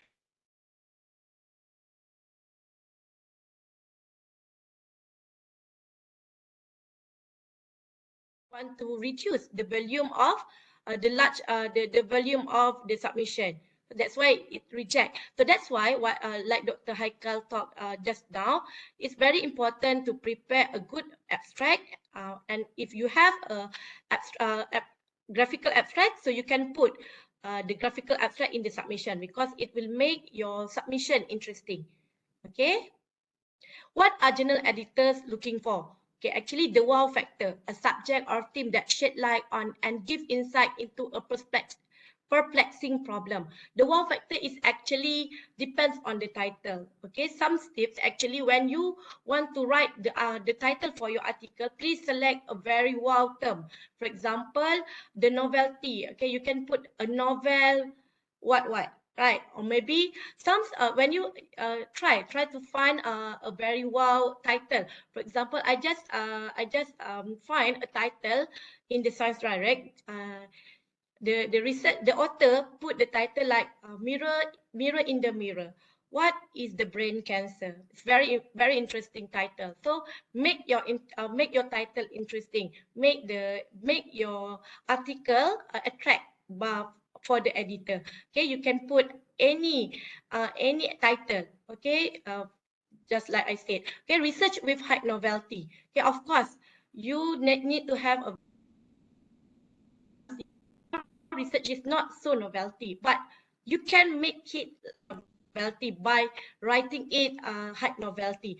For example, you can put on the title novelty, and then in the introduction last paragraph, you can put some phrase bank. You can put some as far as we concerned, there are no study found in what, for example, or maybe in social science, there are some study that have been done, but not in Malaysia. So you can put some keyword that very important that show the novelty of your research. Okay, so that is a power of writing.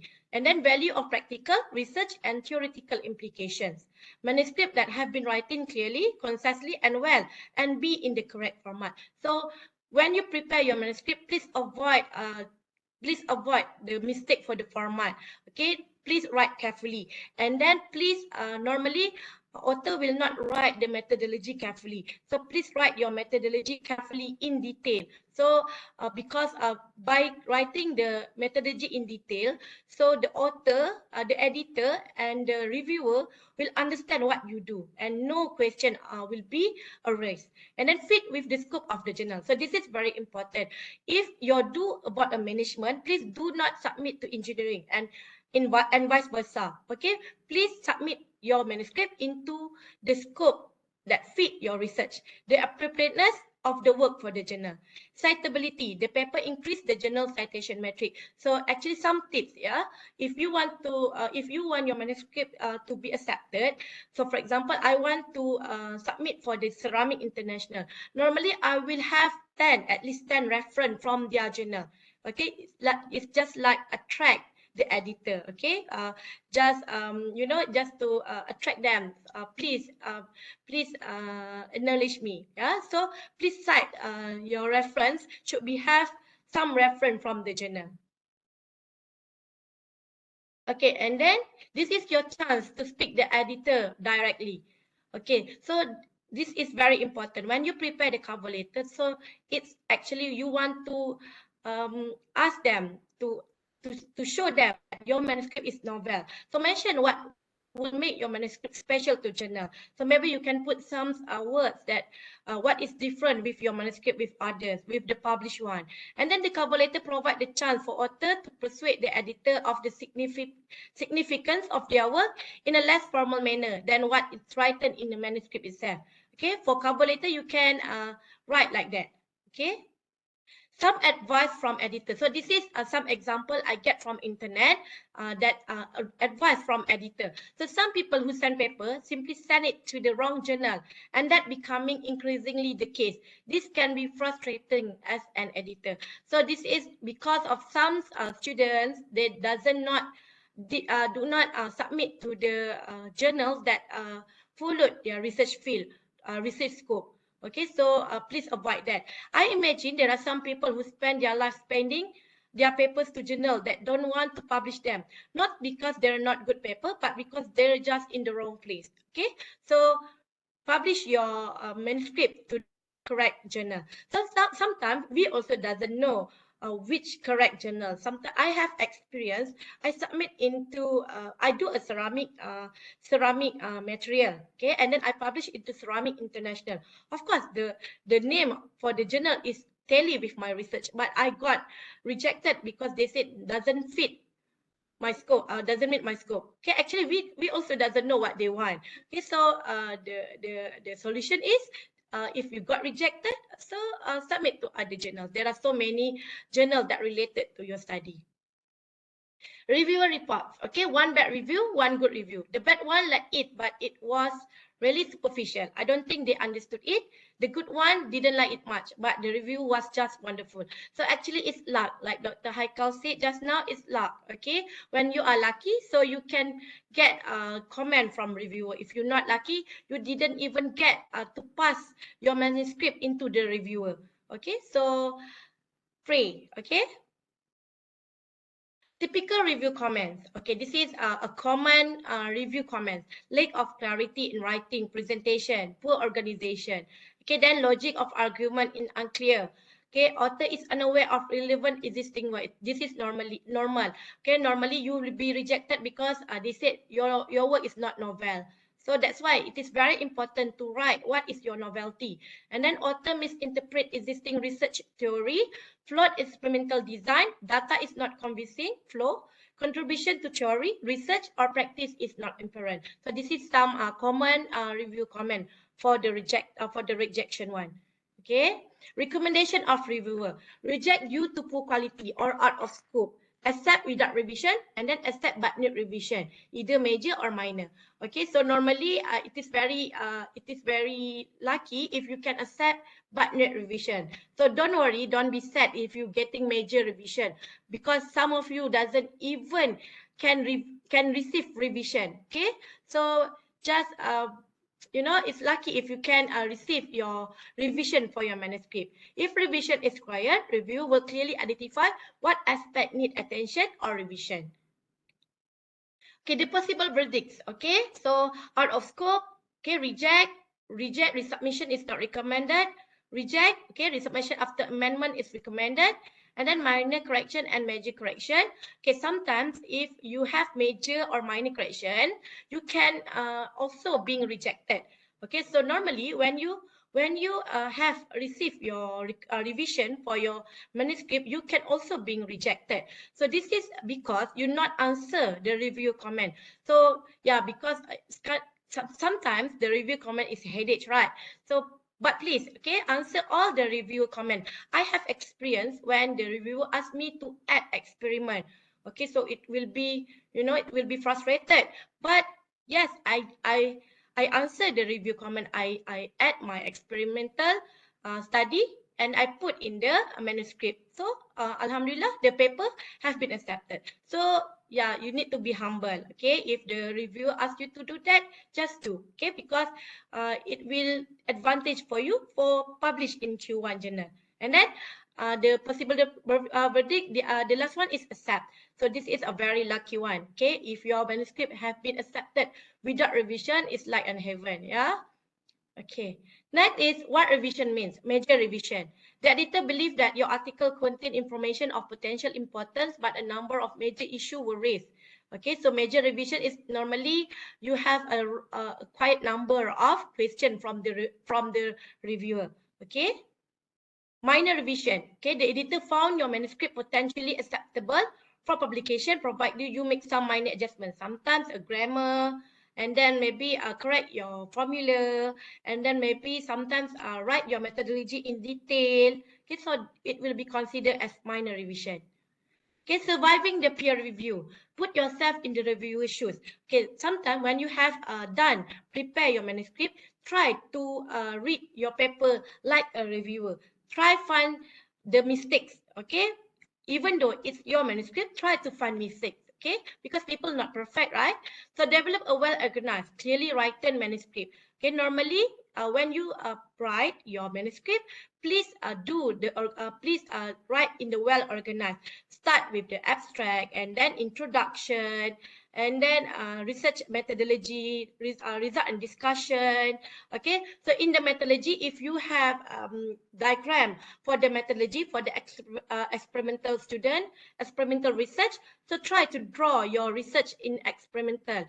Okay, draw your methods. Yeah, if you have BICA, draw your BICA. And for social science, if you have flowchart, okay, put your flowchart. Okay, maybe you have some inductive and deductive research study. You can put whether it is inductive or deductive, and then put the flowchart. There are hypotheses to be accepted or not. Okay, and then write for an intelligent but not necessarily expert reader. Be your own word critic, world and not expert. Understand why your work is important. Okay, be your own word critic lah. Okay, you need to try to be the reviewer for your own manuscript first before you submit the review. And then when your paper is rejected, appeal the rejection. Okay, don't be sad. Okay, don't be in Malay called murung. Okay, no, it's just a first rejection. Okay, there are some people that have a multiple rejection, triple rejection. Okay, don't be sad. Okay, resubmit to the same journal. You try to modify, to correct your manuscript within the reviewer comment, and then maybe you can resubmit to the same journal by having a cover letter that you have correct your mistakes, and then make change and submit to a different journal. Some author, they doesn't want to submit the same journal. Okay, and then you can correct your manuscript based on the comment, and then try a different journal. Okay, and then or maybe you make no change and submit to another journal. I normally do this. Okay, I'm quite lazy, you know. I just being rejected. Okay, it's okay. I find another journal, so I just submit to another journal without any changes. Okay, sometimes I got luck, so it will be published. And then lastly is do not give up. Okay, this is very important. So yes, do not give up. Okay, I also have been rejection experience for 14 times. Okay, this is my first paper for my PhD study. Yeah, this is the first time I'm publishing. So I doesn't know how to publish. This is my very first experience to write an article. Okay, so yeah, my supervisor said don't be give up. So it was 14 times. Yeah, I said I just doesn't want to submit, and then my supervisor tried. Okay, so supervisor is very important to give students.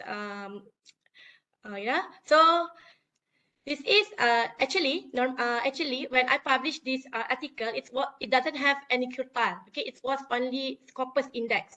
But after 1 year, the journal have been Q3. All right. So yeah, just published where even it was not in quartile. Okay.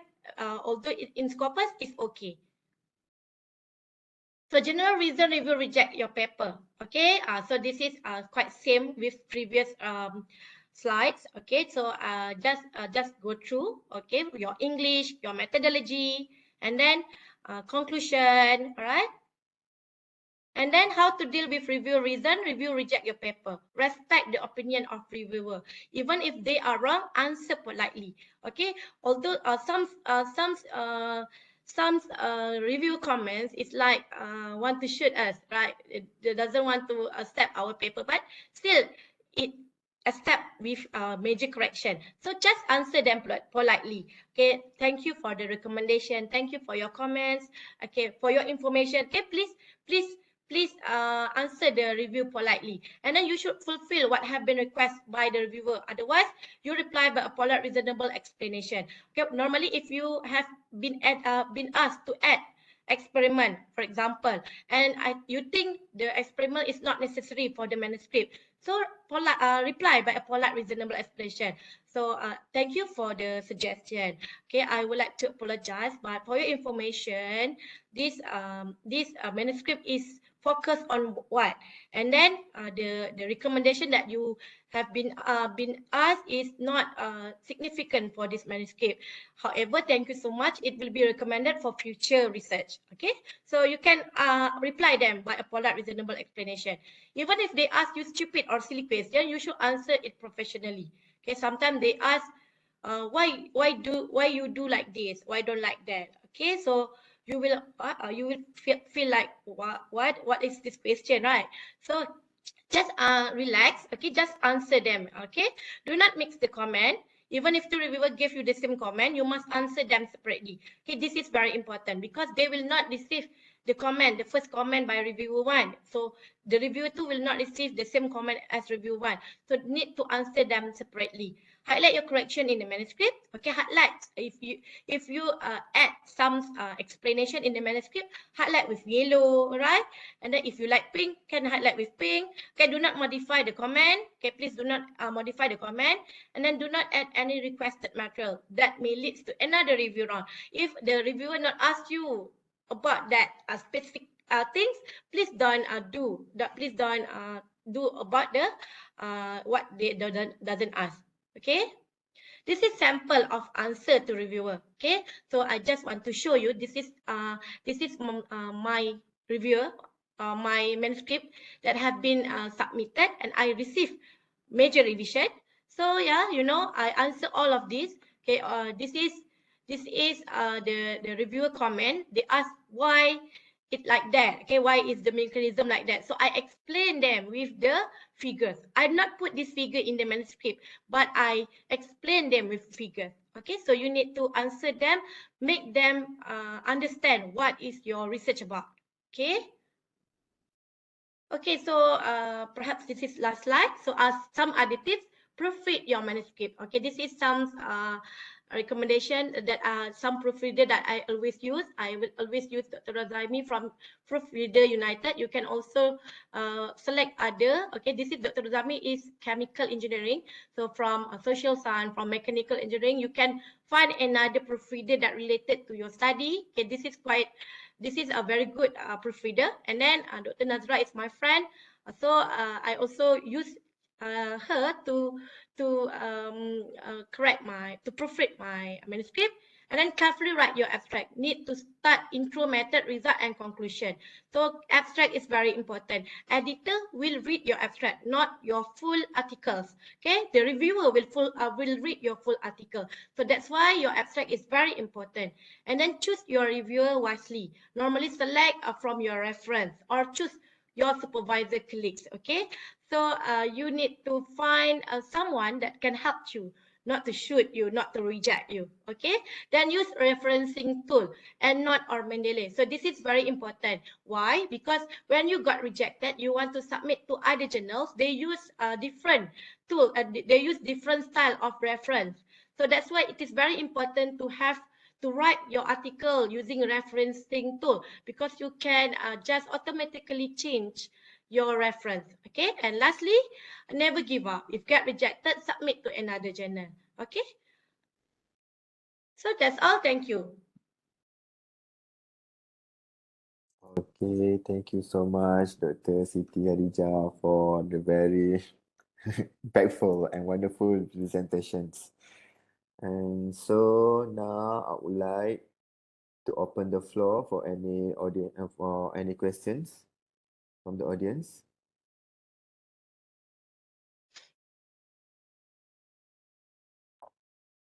So before waiting for a question from the audience, I would like to ask one question to Dr. Siti. Okay, let's say the publication or the process take a long time, maybe 6 months. Do you think what is the minimum duration for us to get update from the journal? Maybe sometimes we keep waiting whether the publication, our article is being accepted or not. Maybe we should change the journal or not. Do you think what is the limit duration for the process? Yes, it is. It is a very important question. We we have been a student, right, Woody? So as PhD student, we have we have duration 3 years. We also, of course, we want GOT, right? And then other thing is our supervisor. So our supervisor will ask when you want to publish, when you don't want to publish, right? So of course we have a minimum. We want get published fast. Okay, so when you submit to journal and there are no answer from the journal, maybe for 1 month, so what you can do is actually Elsevier has some you can go to Elsevier, there are some contact them, you can chat them actually, and you can chat. Okay, there are like a chat box. Okay, you can go to the chat box, and then there will be someone that will entertain you, and then they will answer your question. So you can ask them, how is my status for my manuscript? So they will ask you to provide the number, the manuscript number, and then they will give you the stage. Okay, maybe if the reviewer is not still accepted your manuscript, they will notify the editor. They will be notify the editor to select another reviewer. So don't keep your manuscript too long. Okay, it will be waste of time. Okay, there are too many things that you can do to approach your manuscript process. Okay, so you can contact them actually. Okay, thank you so much, Dr. Siti, for the answer. We have a question from Mr. Daniel. What is the minimum references for review paper? Okay, Daniel. Actually, when you do your review, normally there will be a lot more reference will be better. Okay, there are no minimum. Actually, there are no minimum and maximum. I have two reviewed. I have published two review during my PhD. One is a review, long review, and second is mini review. So for mini review, I only have about 30 to 40 reference only. So it is actually depends. Okay, it doesn't have minimum or maximum. You just can cite if it was related to your review, so you can cite them. Okay. Okay. So is there any other question? Oh, we wait for a while, Dr. Siti. So there is one question from Miss Irene Kaur. How the publication fee charge? So this is Okay, Irene. I normally okay, I am from engineering. Okay, and then I come to management now.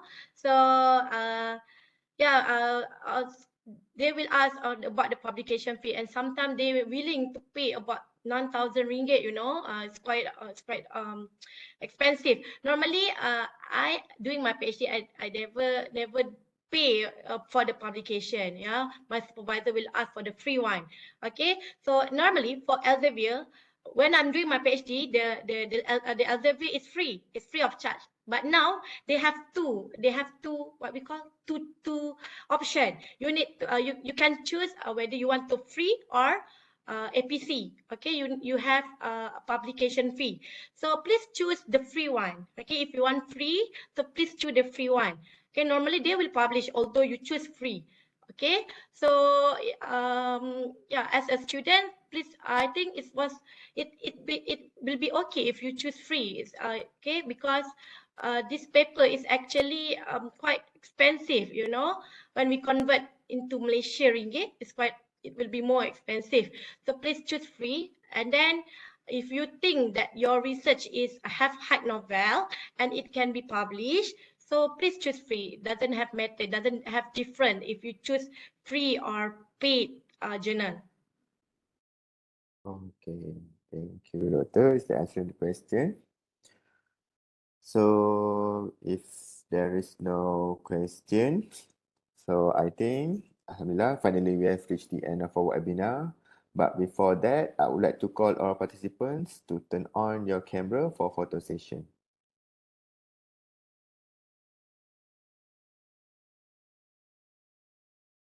Can we open actually?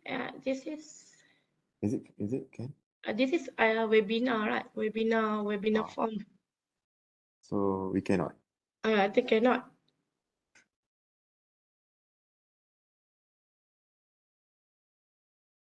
Hold on. I think cannot.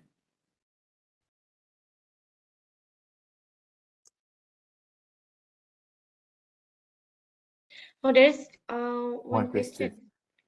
Maybe Dr. Siti can answer that Assalamualaikum, question Doctor. first. Some of the journal are not subscribed by UM. How to get info from those journal?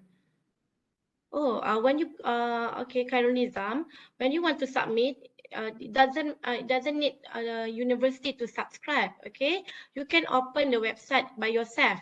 Okay, it's mean are you mean that you want to cite the journal or what?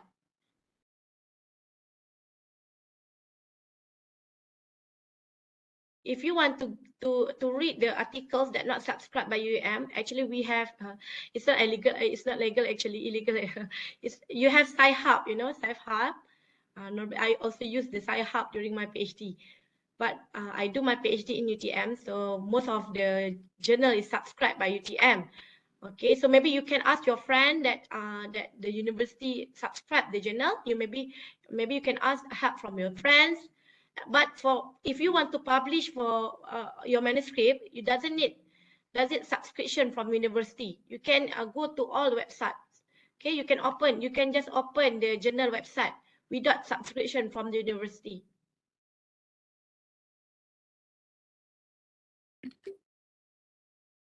Okay, is that answering the question?